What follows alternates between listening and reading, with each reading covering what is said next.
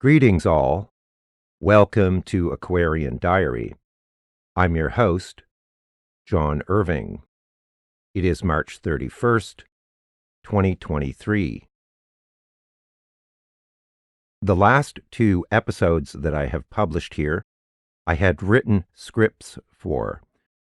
Right now, I am speaking spontaneously. This is not scripted. By the way, I will never use artificial intelligence or anything like that to create a script. All of the words that I have put on my channel to date are wholly my own, unless explicitly stated otherwise. I think that's very important. Computers will never be able to, for example, include things like intuition. Never. What I want to talk about today is another topic that has long been on my mind.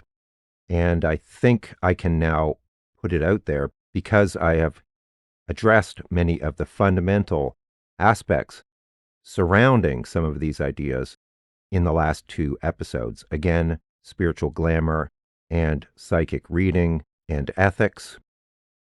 And that is this. It is having to do with dealing with negative energetic influences. Please do not listen to only segments of this episode. Please listen to it in its entirety. I have a fair amount of knowledge about this because I have had many dramatic experiences with dark energies that go back to when I was quite young. I have had incidents that were completely unexpected and that I did not understand, which caused me to put quite a bit of time and energy into learning how to deal with those kinds of situations. The point being that it's just something I know a fair amount about. One of the reasons I have hesitated to address this here is because it is a bit of a contentious issue. There are some who think that there is no such thing as darkness which might oppose us or challenge us or try and undermine us, and that anything negative that happens to us is a product of our own consciousness and maybe even karma. But the truth is that I have had experiences along these lines so many times, and some of them have even been shared with other people who were kind of neutral observers, and some of them have been pointed out and confirmed to me by other people who were psychic. So I've had shared experiences of this that were not discussed until after events occurred. So I knew, in other words, that it wasn't just affecting me and that it wasn't just a product of my own imagination. And I have very clearly felt the repercussions of such negative influences, like I said, on countless occasions. Anyone who is remotely sensitive to energies will no doubt understand what I'm talking about. Even something as simple as going to a particular place or being around certain people can affect you. So clearly, we are influenced by energies in our environment.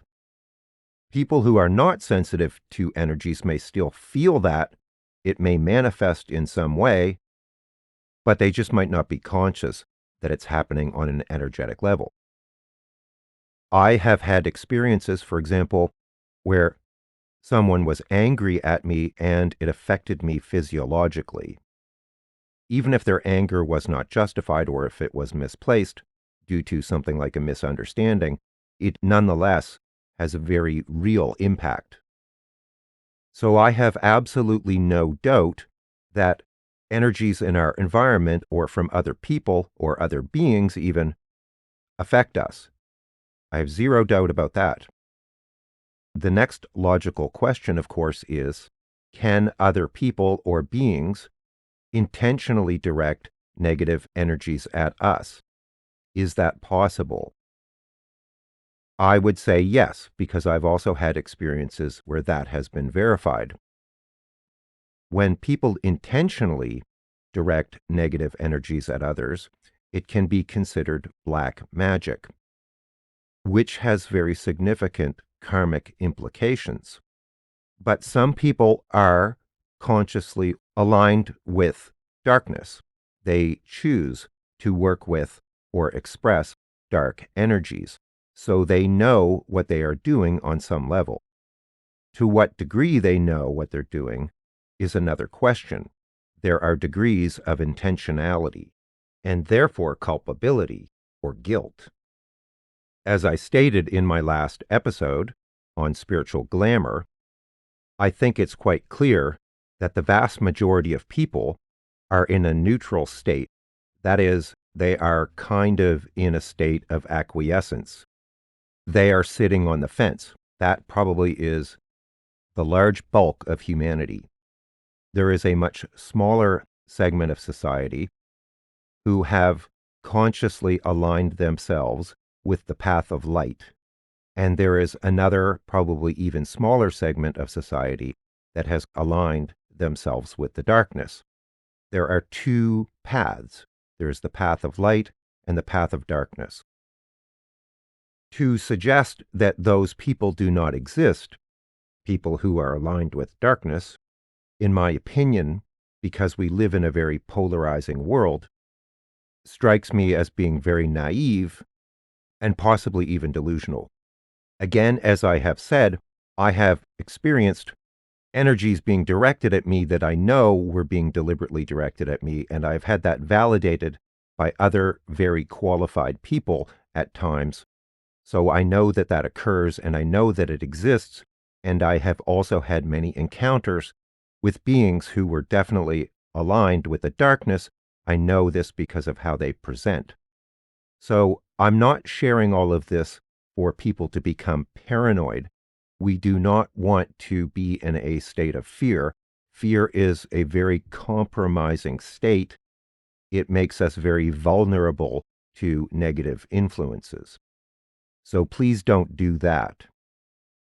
Pragmatically, what you want to be doing is, as I explained in my recent episode on Glamour, you want to be in a state of consciousness or awareness all the time, paying attention to how you feel and what you are experiencing, ideally from a detached perspective as observer.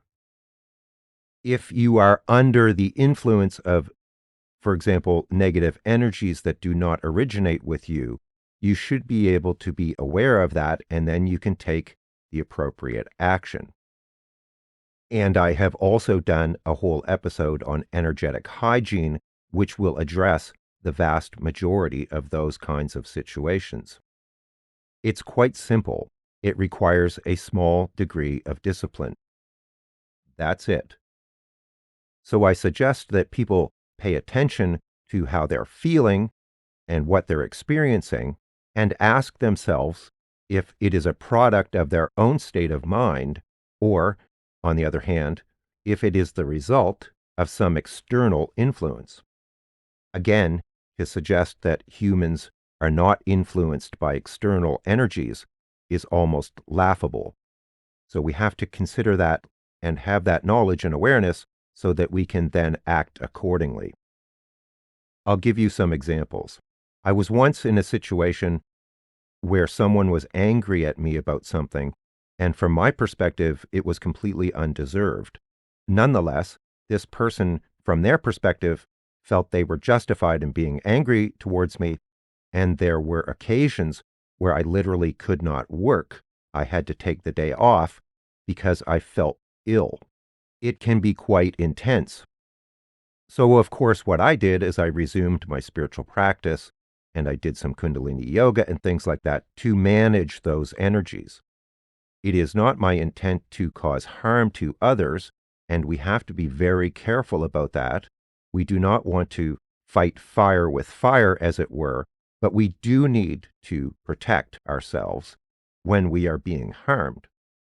What I just described is a scenario where someone was angry about something, and they're directing anger at me, and then it affects me. Their intent was to not harm me. It was just they were angry.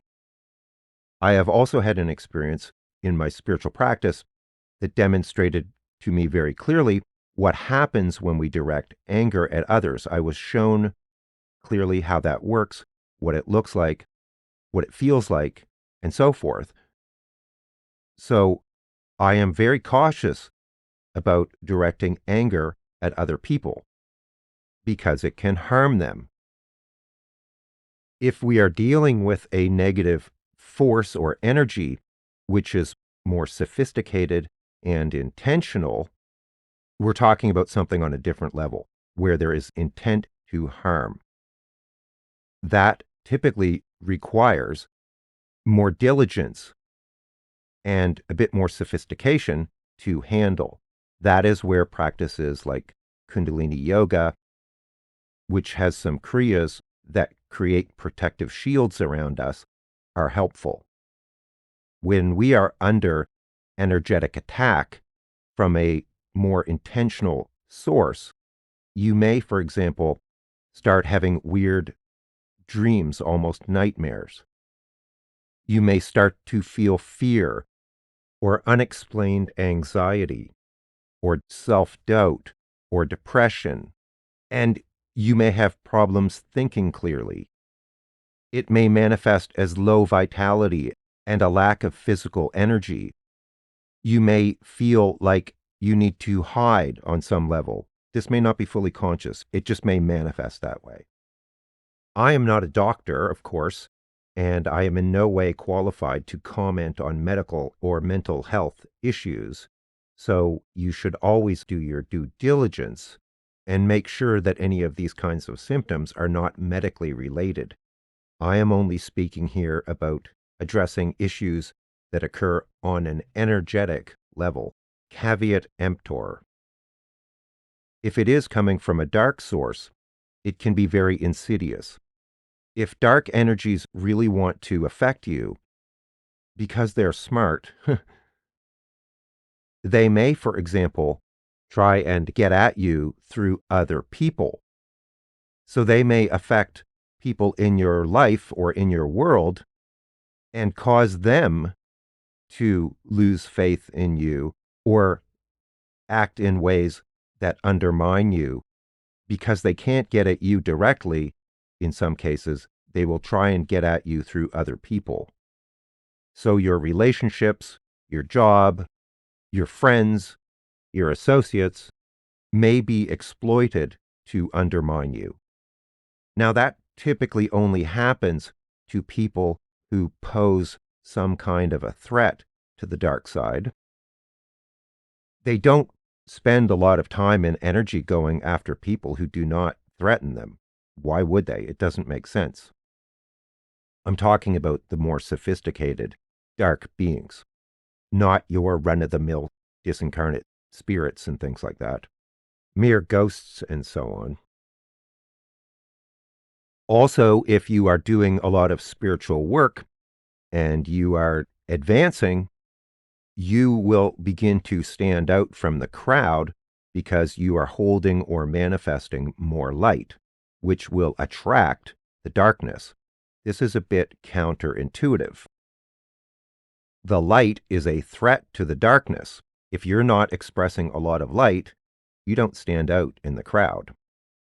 So that is one of the reasons it is important for people who are doing spiritual work to maintain a good defensive and energetic hygiene regimen. Again, do not get into a state of fear or paranoia. What I'm describing, if you think about it, just makes common sense. The darkness as a whole does not want humanity to evolve out of this state that we're in, where we can easily be victimized and controlled.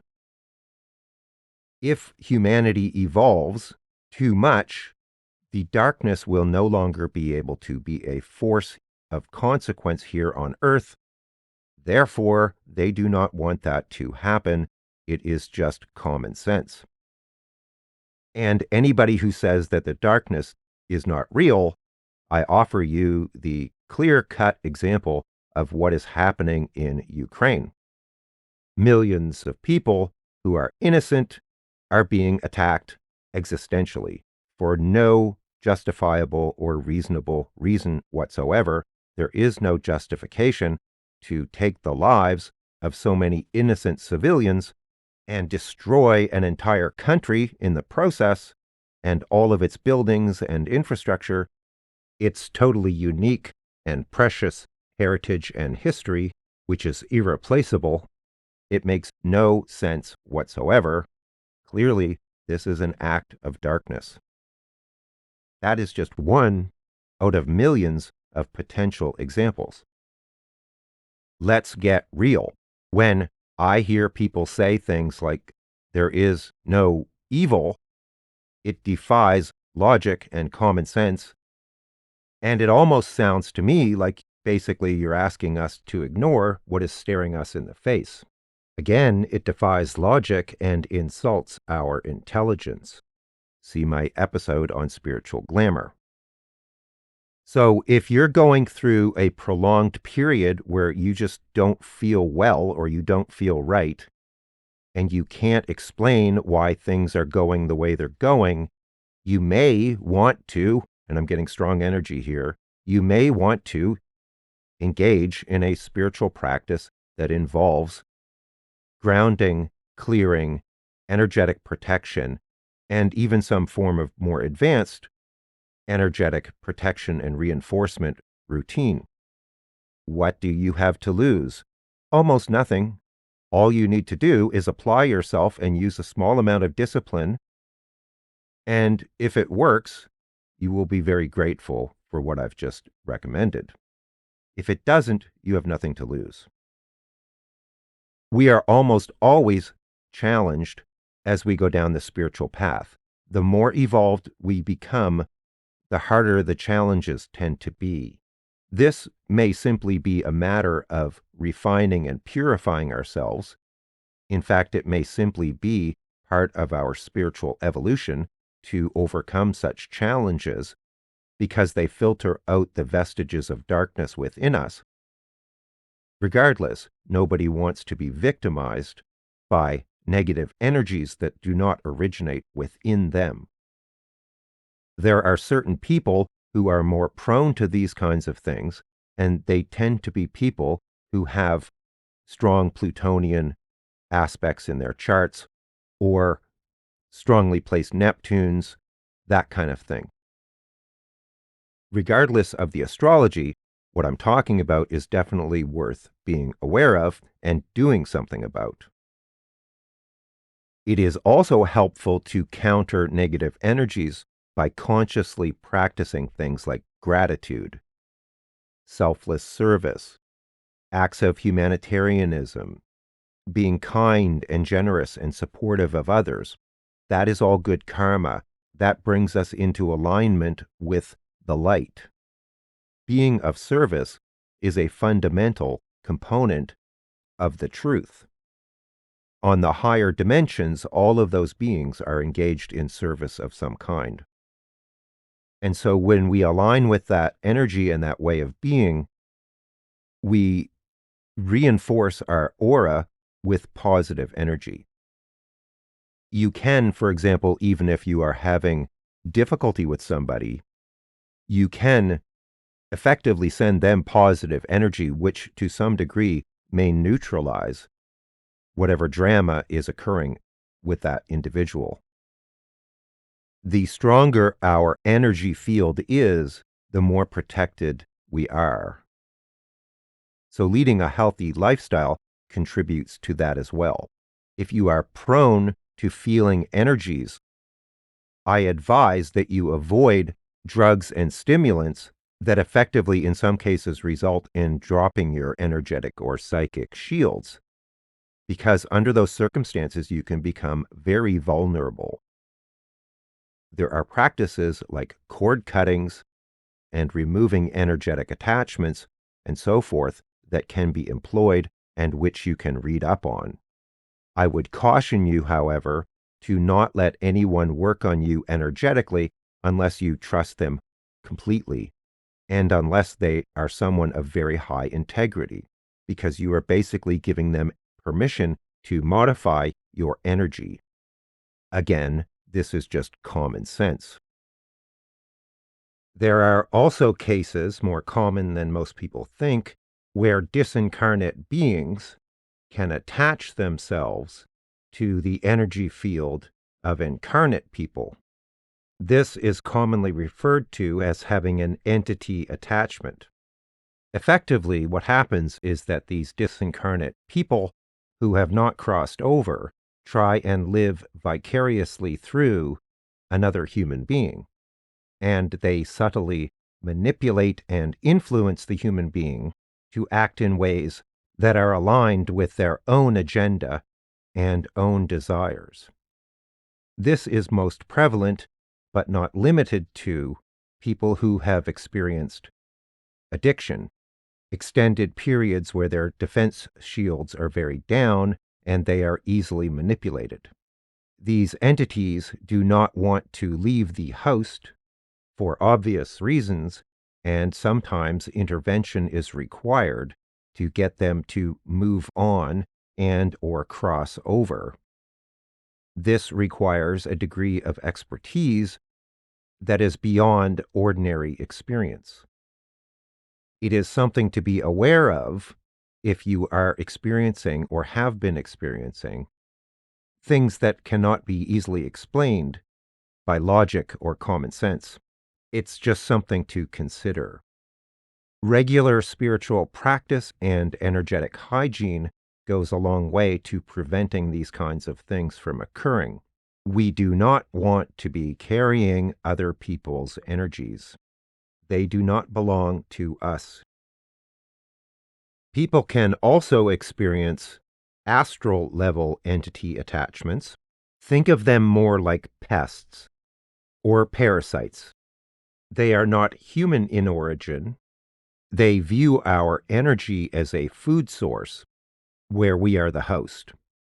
People who have experienced a lot of trauma or grief can attract these kinds of little entities which will attach themselves to them. And they have the effect of draining or altering our energy. Nobody wants this either. And similar techniques can be employed to rid ourselves from them. I have personally experienced this, and I was not made aware of it until I resumed my spiritual practice. As I stated in my episode on spiritual glamour, there can be a lot of people who present as being aligned with the light who are in fact not. So we always have to practice discernment. And if you are doing a spiritual practice, it's very helpful because you will become more sensitive to the still small voice within, which will never lead you astray. So if you're faced with any kind of a dilemma and you don't know what to do, the first thing to do is to connect to that and pay attention to signs and guidance that you receive, which will help you verify what to do, who to trust, and so on.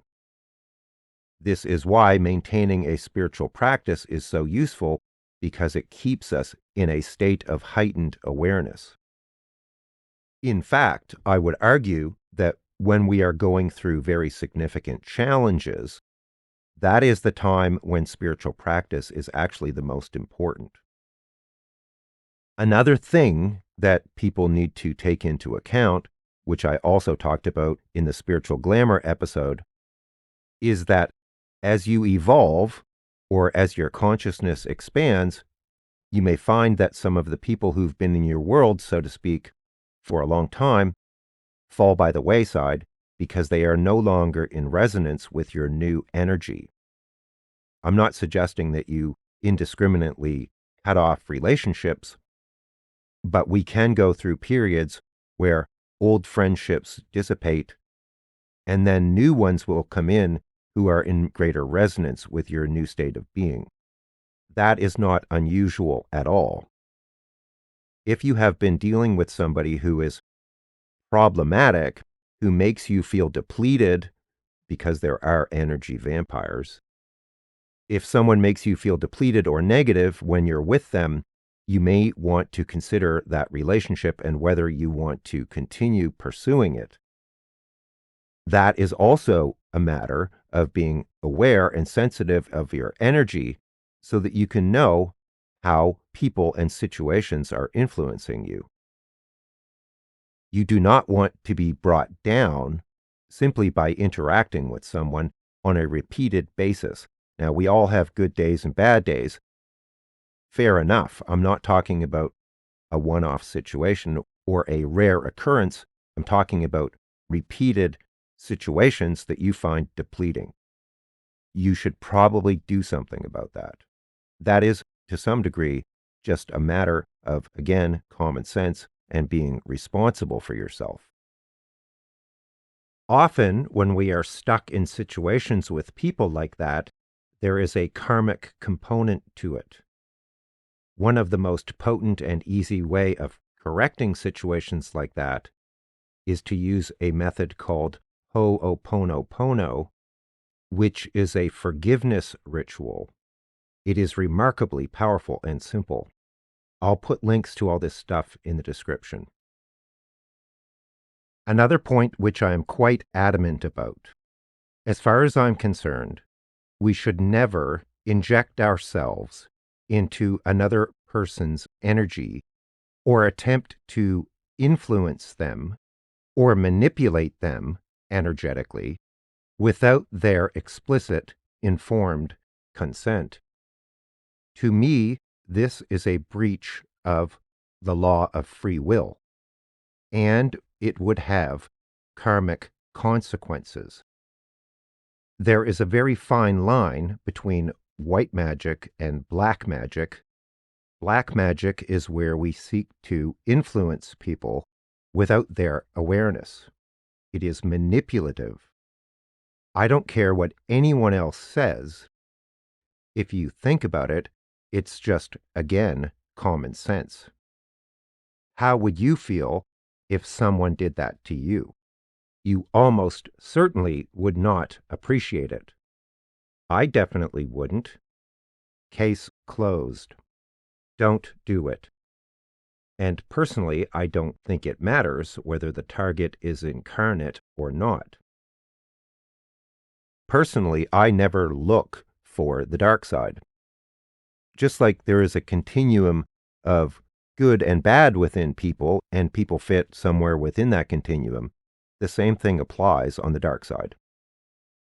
There are beings who are very powerful, and we do not want to just randomly put ourselves in situations where we have to confront those kinds of beings. So don't look for it if you don't want it. Avoid compromising situations, in other words. And temptation is a part of it. You may be tempted to do something that you might derive great benefit from initially, but pay a heavy price for it later. Like doing something unethical, or some situation that might make you a lot of money, but that you know is wrong. Or having an extramarital affair or something that just mysteriously presents itself to you. That would disrupt your life so much if it became known that it would throw you into a state of chaos for 2 or 3 years or something like that. This is about being in integrity. If you're in a relationship that you don't want to be in, you should be responsible and work yourself out of it in the most graceful way possible. Nobody is saying that you should be in situations that you don't want to be in. It's just about how we approach it and how we handle it and how we put things right.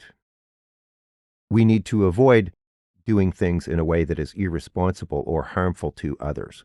That creates karma that we will then have to work through.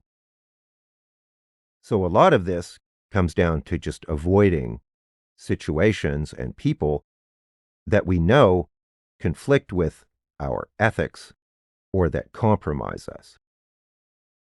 I still get affected by negative energies a lot. I think partially because of what I'm publishing. Some people don't like it, even though it's true.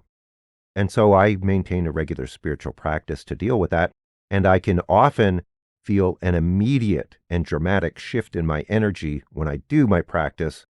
And therefore, I know that whatever energies were affecting me have been addressed.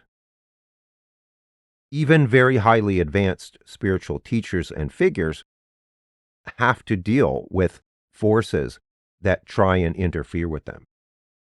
This has been talked about in esoteric literature for centuries, if not millennia. So part of our path, part of our journey is simply learning how to manage our energy and defend ourselves.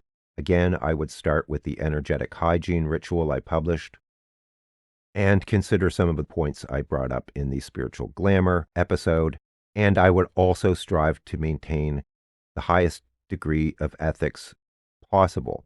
We do not live in a perfect world. We might strive for perfection, but do not kid yourself that trying to realize it in a very imperfect world is unlikely to happen. We have to earn a living. We have to pay bills. We have to go to the grocery store. We have to rely on others for some aspects of healthcare and so forth. What our governments decide to do can affect our fate and destiny. We are not wholly in control of our experience. That is the way it works here in the third dimension.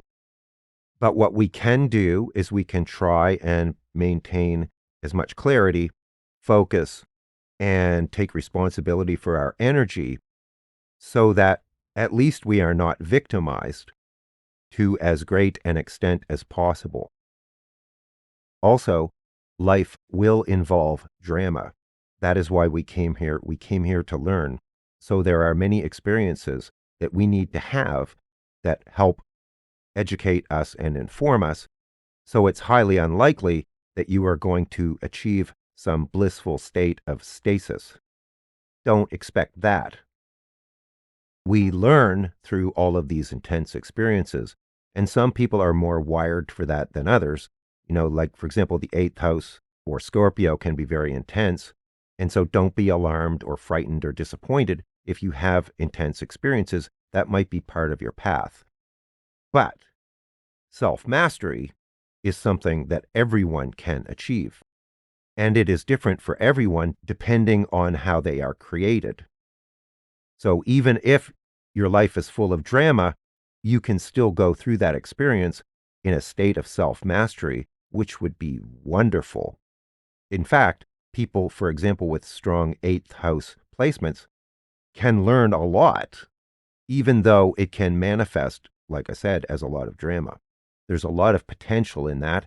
And when the soul incarnated, it knew it would have those configurations and that it desired to work with that material as a learning process. To my knowledge and awareness, there are only a handful of people on the planet that are qualified or capable of directly confronting the more powerful elements of the dark side. Therefore, it is virtually stupid and foolish to seek it out yourself. If you are doing so out of curiosity or boredom, you are being a fool. So do not do this unless you are extremely well trained and qualified to do so. And if you are not sure you are qualified, I can assure you that you are not. So please don't be idiotic. If you dabble in dark arts, you are almost certainly going to regret it. It may not be in this lifetime, but it most certainly will be in another, because these energies tend to come back at us, akin to the boomerang effect. Again, only someone incredibly naive and foolish would embark on something like this. People who abuse power always get their comeuppance. Furthermore, certain people are specifically designed to handle these kinds of matters, and they are extremely rare. They are specifically engineered or created for those kinds of roles. And again, there are very few of them. People who have the capability of dealing with the most powerful negative forces have to be virtually completely free of ego. Not even the tiniest traces of ego can exist. or they would be in great danger. I have had experiences with people who have studied these subjects for many years, and even they hesitate in certain circumstances. They know what they are capable of and what they are not capable of. Shamans deal with these kinds of issues, and for some of them, their training begins when they are children, and they devote their whole, often very solitary lives to these matters. These are not skills you can acquire lightly or by watching a few videos on the internet, reading a couple books, or so on. I cannot overstate how important this is. Most people are better off just carrying on with their lives and fulfilling their mission, whatever that is. In fact, much of the knowledge to deal with these kinds of matters was kept secret and not made available to the general public for very good reason, because it could be abused or lead to great harm. And again, these techniques were learned over millennia and should be respected. If you ignore this, you do so at your peril. And I don't care what anyone says. I would not state this if I did not believe it was true, and it is always better to err on the side of caution. You cannot go take a couple weekend courses and become a shaman. I don't care what anyone says. I'm getting strong energy here. If you consult people who are real shamans, they will make this abundantly clear to you. It is not trivial. There are a lot of pseudo shamans and weekend warriors who are not the real thing. That is one of the problems with the internet, is that a lot of knowledge and information that is out there is not fully intact and not fully in integrity. And I am again getting strong energy as I say this. Very strong energy. Real wisdom is in very short supply. Do not dabble in these matters casually or naively. And as far as I am personally concerned, the credibility of anyone who states otherwise is in very serious question. If you have dabbled in darkness, there are ways and means of addressing that. A lot depends on how far down that path you went, and it is not territory I can really get into here. A lot of it has to do with the sincerity in your heart. We have all made mistakes, and I can virtually guarantee you that anyone who is down the spiritual path has had experiences in past lives where they have dabbled in darkness. Virtually guaranteed. To be abundantly clear, the dire sounding warnings I am issuing pertain to more powerful forces on the dark side of the equation, not the garden variety kinds of things we experience on a day-to-day basis in our normal lives. Many people will never encounter these kinds of things, at least consciously.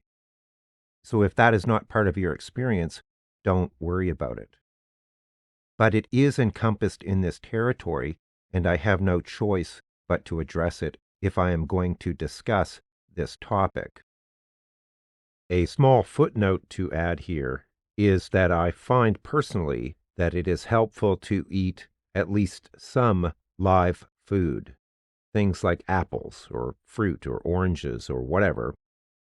I always find that I get a bit of a boost from foods that are alive, not processed or cooked. I don't mean that exclusively. It's just that if your energy is low, try eating some fresh fruit or vegetables. Something else that popped into my mind while I was working on this is that I have found that sometimes it is very helpful to get out of the house and go and be in other situations where you're not thinking about things. What I've experienced is that often I will get insights or things will just become clear to me in those situations where I'm just not thinking about things or anything. It could be just doing errands or whatever. And that has proved to be very helpful to me at times when I was trying to solve issues that I just couldn't rationally sort out on their own otherwise. As I stated at the beginning of this episode, I have hesitated to discuss this topic. However, many of the people who are truly amazing people that I have been talking to recently have had some experiences that this knowledge may help explain. It disturbs me to see people needlessly suffering, hence I am publishing this episode in case it is helpful. That is what is motivating me to do this.